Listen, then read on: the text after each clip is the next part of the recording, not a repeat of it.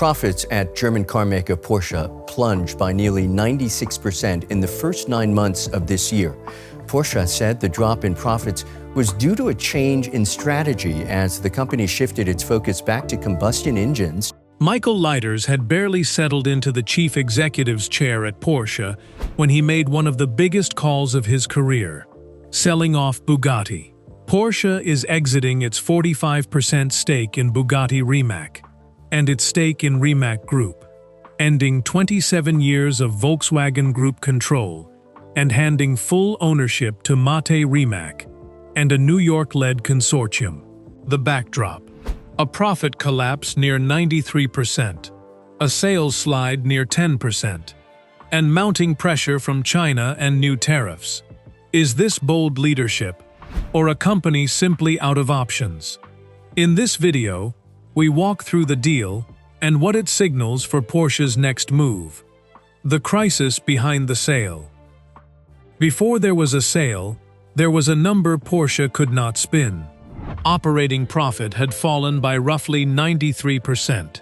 Not a soft quarter, not a rounding error, but a near-total collapse of the earnings that once made Porsche one of the most profitable premium automakers in the world.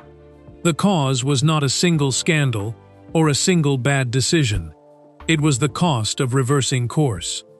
Porsche had bet heavily on an all-electric future, and when that bet stopped matching the market it served, the company had to unwind it.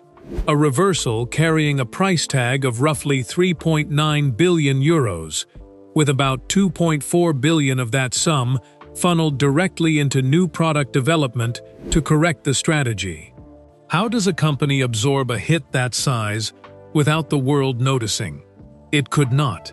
Global sales had already fallen by roughly 10% over the prior year, and the softness was not spread evenly. It was concentrated in China, once one of Porsche's most reliable growth markets, now shrinking under local competition and shifting consumer taste. Layered on top of that came new United States tariff policy, adding fresh pressure on a company that sells heavily into North America. Two of Porsche's largest markets were working against it at the same time, and the numbers on the balance sheet had nowhere left to hide. When two headwinds hit a single business at once, which one gets addressed first? The one you can influence, or the one you cannot? This is the backdrop against which every other decision in this story has to be read. The Bugatti sale did not happen in isolation, and it did not happen because Bugatti itself was failing. It happened because Porsche, the parent company footing 45% of Bugatti Rimac's bills, could no longer justify holding a stake in a hypercar joint venture while its own core business bled profit. A hypercar brand selling a handful of multi-million-dollar cars a year is a prestige asset, not a lifeline. And when the parent company is in crisis, prestige assets are exactly what gets sold first. Is a symbol worth more than the cash it could return? For Porsche, under new leadership, the arithmetic answered that question on its own.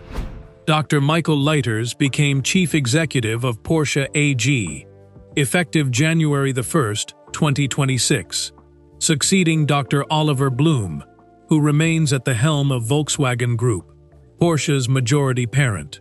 Same level from driving side like the 911.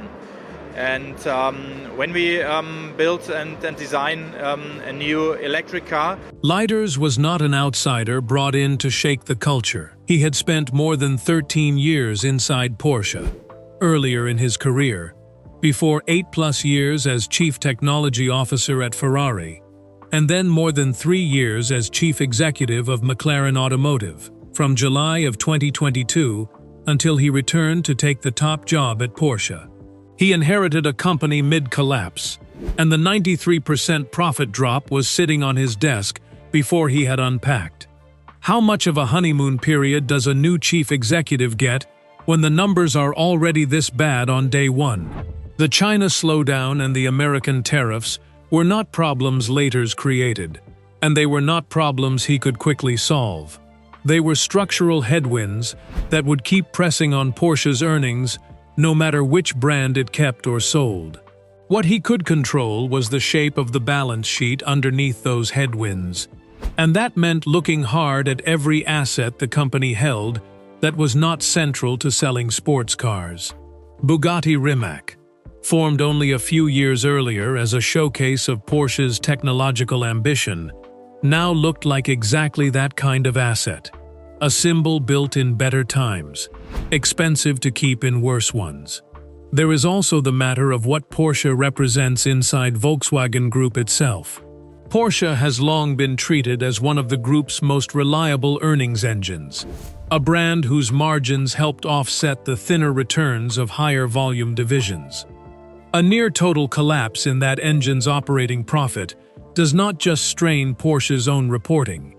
It reshapes how the entire group thinks about capital allocation for years to come. Every joint venture, every side project, every ambitious hypercar experiment gets re-examined under that kind of pressure. Why would a parent company keep bankrolling a boutique partnership when its flagship subsidiary is fighting to stabilize its own core numbers? The deal that changed Bugatti. The mechanics of the exit came together on April the 24th, 2026, when Porsche signed agreements to sell its entire 45% stake in the Bugatti Rimac joint venture, along with its 20.6% stake in Rimac Group, to a consortium led by HOF Capital, a New York firm co-founded by a member of Egypt's Sawiris family. Blue 5 Capital, led by Hazem Ben Gassem, joined as a major investor, capital far removed from the German boardrooms that shaped Bugatti for nearly 3 decades. What does it mean when the next chapter of a French marque is written by New York finance instead of a European carmaker? It means the end of an era that began long before Bugatti Rimac existed. Volkswagen Group acquired Bugatti in 1998, and the brand stayed tied to the group's resources from then on, first as a wholly owned subsidiary, then, from November of 2021, as the Bugatti Rimac joint venture. Today is a good day for Bugatti and Rimac, Porsche and the entire Volkswagen Group. With Rimac Group holding 55% and Porsche 45%. That venture fused old-world craftsmanship with Rimac's electric powertrain technology. With Porsche's exit, that marriage is effectively over. Was it ever built to last, or always a bridge to full Rimac ownership once the transfer was done? Once the sale closes, still subject to regulatory clearance, expected before the end of 2026, Rimac Group takes full control, with Mate Rimac remaining chief executive and founder of Rimac. The entrepreneur, who built hypercars from scratch, now commands a brand that once defined the gasoline category. Is this a changing of the guard, or a chapter closing the way it was always going to once electrification reshaped the segment? Leiters put it plainly. In setting up the joint venture Bugatti Rimac, together with Rimac Group, we successfully laid the foundation for Bugatti's future. And as an early-stage investor of Rimac Group, Porsche made a significant contribution to developing Rimac technology into an established Tier 1 automotive technology company. Now, with the sale of our stake, we demonstrate that we will focus Porsche on the core business. No bitterness, no admission of failure, just refocusing. Does careful language change how a decision gets remembered, or do the numbers write the real headline? Mate Rimac answered in kind. Porsche has been a crucial partner, and we are deeply grateful for their role in establishing Bugatti Rimac. 2 companies, parting on cordial terms, at least in public. Some reporting places Bugatti Rimac's valuation above $1 billion, with estimates that Porsche raised roughly $500 million. An estimate, not confirmed. What is confirmed, after 27 years, Volkswagen Group's fingerprints are gone from Bugatti's ownership entirely. There is symmetry in who holds the keys now. Rimac built his company from a converted race car, long before any manufacturer took him seriously. And Porsche's early investment helped turn that startup into a recognized Tier 1 supplier. Now the roles have reversed. The startup that once needed backing is the one left standing at the table. How often does the student end up holding the teacher's keys? The market's verdict. Markets do not wait for the full story before rendering judgment. And on the morning the sale was announced, Porsche shares dropped 1.6% in early Frankfurt trading. That is not a catastrophic move on its own. Porsche and Mercedes, they bet heavily on electric cars, but that bet is unraveling. Sales are falling, costs are surging, and profits are sliding. A single-day dip of that size happens to automakers regularly. But the timing mattered more than the magnitude. Investors were not simply reacting to losing a hypercar side project. They were reacting to what the sale confirmed about the state of Porsche's core business. If the company felt compelled to sell a prestige stake at this exact moment, what did that say about how urgently it needed the cash and the focus? The reaction inside the automotive press and among enthusiasts split along a familiar line. Some coverage treated the sale as overdue housekeeping, a hypercar joint venture that never quite delivered the volume or synergy Porsche had hoped for when it signed on in 2021. Cut loose so the parent company could stop subsidizing a boutique operation while its bread-and-butter models struggled. Other commentary leaned into the symbolism, framing the exit as proof that Porsche's electrification ambitions had overreached across the board. Not just in its own model lineup, but in the partnerships built around that ambition. Was Bugatti collateral damage from a strategy failure, or simply an asset that had run its course regardless of the EV reversal?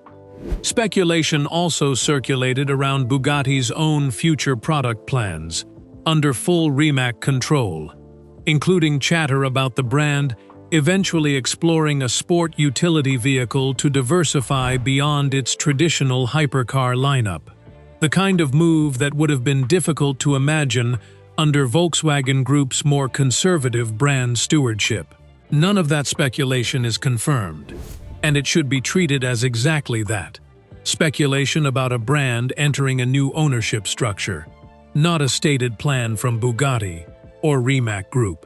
What is clear is that removing Porsche from the ownership table removes one more voice that might have resisted such a pivot.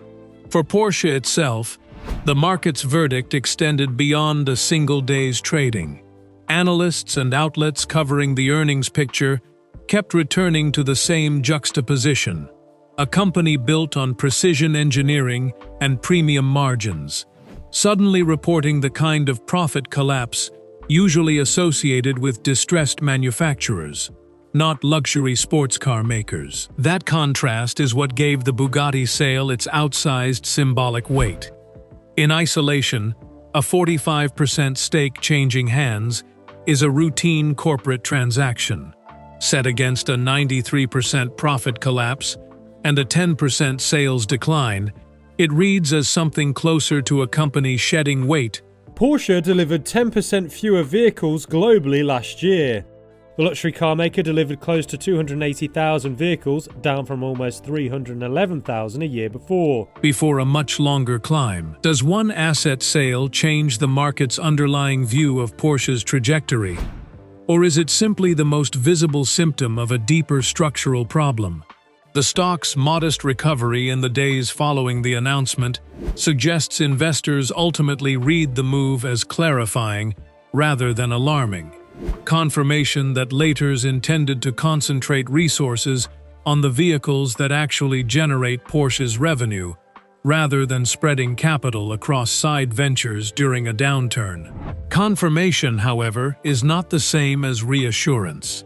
The deeper questions about production levels, headcount, and the pace of Porsche's broader turnaround remained entirely unanswered by a single stake sale, no matter how symbolically loaded that sale turned out to be.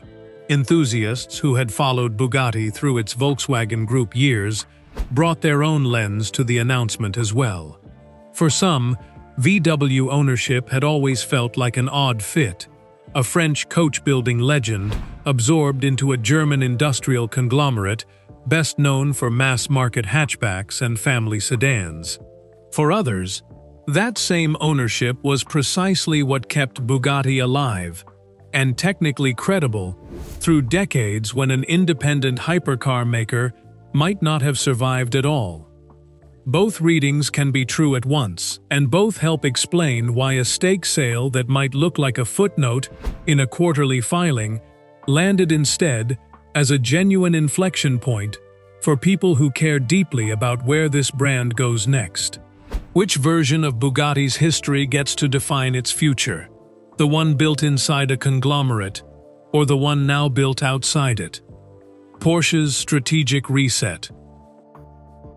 The Bugatti exit was never going to be the whole plan. It was one visible piece of a much larger repositioning that Leiters has been steering since taking over. At the center of that repositioning sits a return to what actually built Porsche's profitability in the first place: the core sports car lineup, led by the 911 in its many variants, alongside the Macan, the models that generate the volume and margin the company depends on. After years of resources flowing toward an ambitious all-electric transition, Leiters has been steering investment back toward gas and hybrid powertrains, not abandoning electrification outright, but slowing its pace to match where customer demand actually sits today, rather than where it was projected to sit years ago. Why chase a future the market has not caught up to yet, when the present business needs stabilizing first? That question runs directly into one of the more contested pieces of reporting around the turnaround. German outlet Handelsblatt reported that Porsche may be looking to cut annual production toward roughly 200,000 vehicles, down from the 310,000 to 320,000 range the company had produced in recent years. For scale, Porsche sold approximately 320,000 vehicles in 2023 and roughly 310,000 in 2024. That is a significant reduction if accurate. That gives Porsche a valuation of 76 billion euros, while the initial public offering comes at a time when markets are in turmoil due to surging inflation and recession. And it would represent one of the most aggressive production pullbacks in the company's modern history. But Porsche has explicitly refuted the concrete figures in that report, disputing the specific numbers being circulated, even while acknowledging the broader direction of a more conservative production strategy. Should a number this consequential be treated as fact before the company confirms it? Or does the dispute itself say something about how sensitive this turnaround has become? Alongside the production question, Porsche has moved to dissolve a car IT division that had only recently been created. A unit built during the peak of the company's software and electrification push, now being folded back into the broader organization as part of the retrenchment. Dissolving a division built explicitly for a future the company is now pulling back from sends its own signal, independent of any headline production number. It suggests the retreat from aggressive electrification is not confined to marketing language or investor calls. It is reaching into the org chart itself, unit by unit. There have also been reports, not confirmed by Porsche, that another member of the executive board could be cut as the reorganization continues. Unconfirmed reporting of this kind is common during any corporate turnaround of this scale, and it should be read with appropriate caution.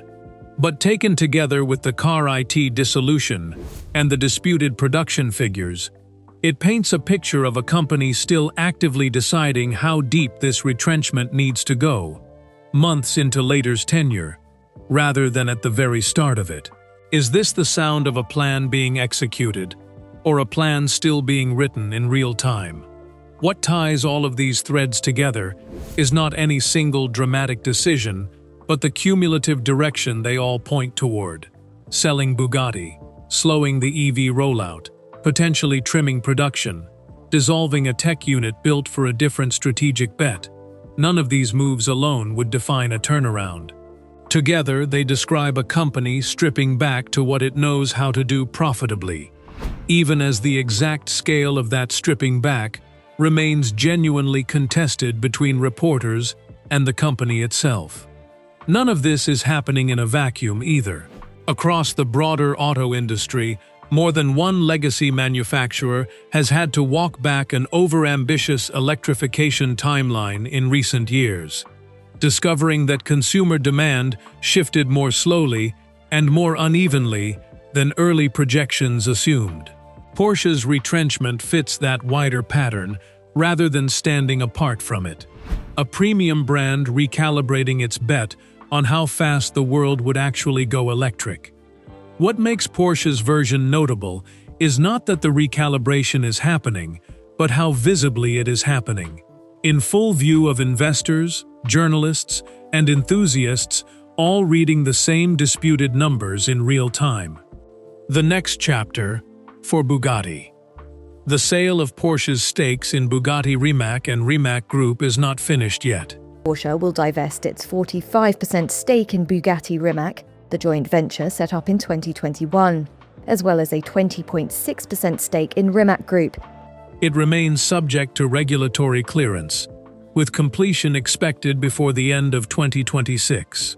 That window still leaves room for delay, negotiation, or conditions attached by regulators reviewing a transaction that moves a marquee European hypercar brand fully into the hands of a New York-led investment consortium. What happens in the months between signing and completion may end up shaping the final terms as much as the agreement signed back on April the 24th. Could regulators in any of the relevant jurisdictions slow this down? Or is a deal this cleanly structured likely to sail through? Once the deal closes, Rimac Group takes full operational control of Bugatti Rimac, with Mate Rimac continuing as chief executive of the joint venture and founder of Rimac itself. For Bugatti, that means operating for the first time in nearly 3 decades, without any Volkswagen Group ownership in its corporate structure at all. A genuinely new chapter for a brand whose modern identity was built almost entirely under VW's stewardship since 1998. Full independence from that lineage raises its own question. Does Bugatti's engineering culture and brand identity hold steady under new ownership? That I have never imagined. Today, we are announcing the creation of a new company, the best hypercar company in the world, called Bugatti Rimac. Today is a good day for Bugatti and Rimac, Porsche and the entire Volkswagen Group. Or does control by a different kind of investor group eventually reshape what the brand becomes? For Porsche, completion of the sale removes both a financial commitment and a symbolic entanglement at the same time. The 45% stake in a hypercar joint venture, however prestigious, was never going to move the needle on a company reporting a 93% profit collapse. But removing it does let Leiters point to a cleaner balance sheet and a simpler equity story when he talks to investors about the rest of his turnaround. Whether that simplification actually addresses the underlying pressures, the China slowdown, the tariff exposure, the cost of unwinding the EV strategy, is a separate question entirely, one that a single stake sale cannot answer by itself. Can a cleaner balance sheet buy Leiters enough goodwill with investors to see the rest of the turnaround through? The unresolved threads from earlier in this story will not wait for the Bugatti deal to close before demanding answers. The disputed Handelsblatt report on production cuts toward roughly 200,000 vehicles annually remains just that, disputed, refuted by Porsche on specifics, but not fully resolved either way. The unconfirmed reporting on further executive board changes remains equally unsettled. Both of these threads sit directly downstream of the same pressures that pushed Porsche to sell Bugatti Rimac in the first place, and both will likely surface again as Leiters' first full year in charge continues to unfold.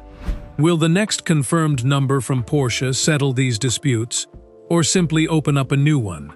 For Rimac, meanwhile, completion of the deal marks the start of an entirely different challenge, proving that a company built on nimble, startup-style engineering can shoulder the full weight of a heritage brand without the safety net of a deep-pocketed European parent standing behind it.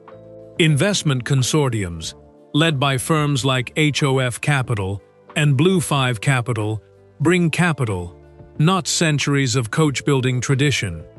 And how that capital gets deployed will say a great deal about whether Bugatti's next era looks like continuity or genuine reinvention. What makes this story worth watching closely is not the Bugatti sale in isolation, but what it reveals about how a company built on precision and prestige responds when the numbers stop cooperating. A 27-year relationship with one of the world's most storied hypercar brands ended not with scandal, but with arithmetic. A parent company choosing to protect its core business by letting go of a prestige asset it could no longer justify holding. Is that the sign of a company learning discipline the hard way, or the first visible crack in a much longer story still being written? Either way, the numbers behind the retreat, not the retreat itself, are what will keep shaping Porsche's next moves. Michael Leiters did not ease into the job. He inherited a crisis and answered it by letting go of Bugatti. Whether that was bold leadership or a company out of options is still an open question, and the unresolved threads prove it. Disputed production numbers, unconfirmed board changes, a China slowdown, tariffs, and the cost of walking back an EV strategy. Porsche did not lose Bugatti. Porsche let it go, deliberately, to protect the business that still carries its name. 27 years of Volkswagen Group control is over, and Rimac now holds the keys alone. Like this video, drop your take in the comments, and subscribe for what comes next.